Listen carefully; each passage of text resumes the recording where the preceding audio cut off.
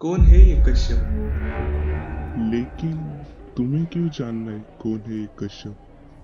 और तुम इस परेशानी का उत्तर ढूंढने के लिए मेरे पास ही क्यों आए? तो यार डीजे शुभ के बारे में सब कुछ बताता है कि शुभ को लगता है कि वो असुर है और उसके पास एक पावरफुल कंप्यूटर है जिसका नाम अश्वत्थामा। तो इस पे ऋषि कहते हैं।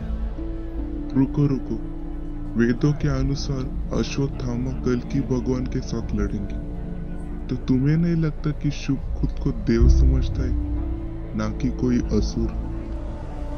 फिर डीजे बताता है शुभ के पिता उसका जन्म उत्तम नक्षत्र में करना चाहते थे, लेकिन कुछ कॉम्प्लिकेशन के चलते उसकी प्री मैच्योर डिलीवरी करनी पड़ी और उसका जन्म अश्विनी नक्षत्र में हुआ।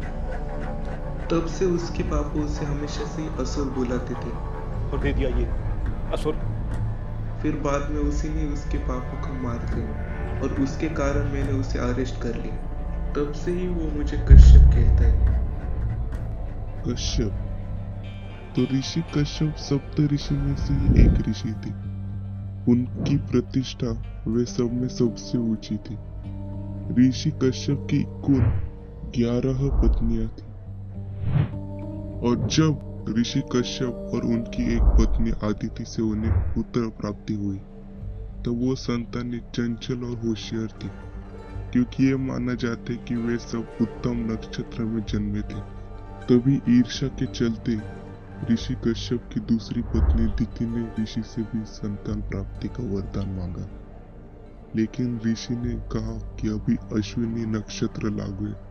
लेकिन ऋषि के लाख समझाने के बावजूद दिति अपने जिद पर अड़ी रही और ब्रह्मांड में संतुलन लाने के लिए ऋषि ने दिति को वरदान दे दी और जन्म हुआ असुरों का। दिति को यह पता होने के बावजूद कि असुर की नियति में यही लिखा है कि वो देवों के विपरीत रहेंगे, फिर भी दिति की ममता कम नहीं हुई थी। तो अब तुम मुझे बताओ धनंजय, वो तुम्हें कश्यप क्यों कहता था? शायद मैंने ही उसे अरेस्ट किया और उसे असुर बनाया होगा, या फिर मेरे अरेस्ट करने के कारण मैंने संतुलन बनाया, इसीलिए। जो तुम्हें बोला गया और जो तुमने अब तक किया, उसका कारण और उद्देश्य समझने का प्रयास करो, क्योंकि हर उल्लेख के पीछे एक रहस्य छिपा रहता है। और शुभ को हमेशा ऐसे क्यों लगता था कि असुर को हमेशा ही गलत समझा गया, ये जाने बावजूद कि वो सच में ही गलत थे। असुर जाति को हमेशा से ही बहुत जुनूनी बताया गया। वैसे जुनूनी होना कोई बुरी बात नहीं है। उससे अपने कर्म के प्राप्ति रचनात्मकता, नावीन्यता और सिद्धि प्राप्त होती है। लेकिन असुर जाति को बहुत ही जुनूनी बताया गया है, जिससे वो अपने अंतिम उद्देश्य तक पहुंचने के लिए धर्म और अधर्म का फर्क भूल जाते हैं और उनमें आ जाता है अहंकार, स्वार्थ, विनाश।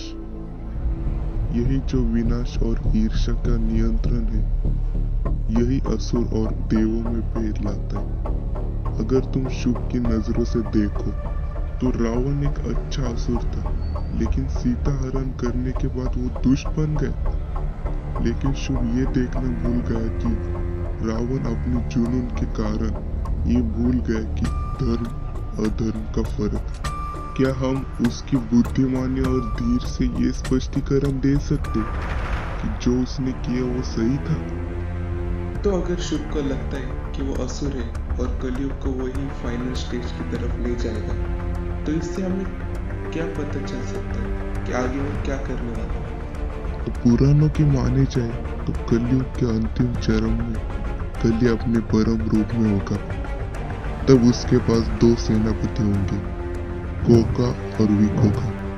उसमें से कोका के पास जादुई कौशल्य, माया और मंत्र में सर्वश्रेष्ठ है, जिससे वो अपने शत्रु को माया से कुछ भी जता सकता है।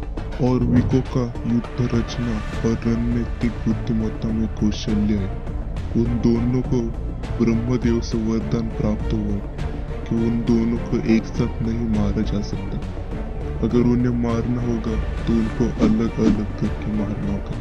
और डीजे ये सब गौर से सुन रहा होता है। कोका भी कोका, नाइस।